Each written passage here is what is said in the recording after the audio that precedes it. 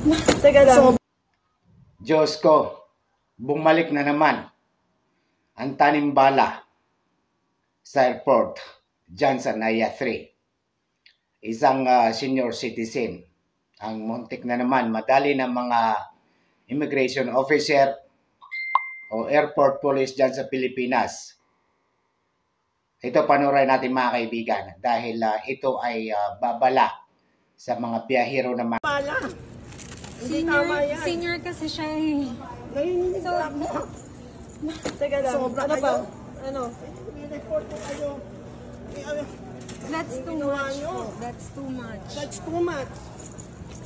Mami, Ma. O baka ito. Pang-ano ko to sa ilong. sure po ba kayo na siya?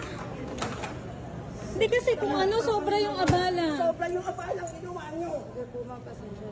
So, hindi nga kami. So, hindi nga kami. Don't worry, nakuha ko na po yung pangalan nyo. Hindi nyo na po kailangan takpan. Nakuha So, na hindi po nga namin. po kami.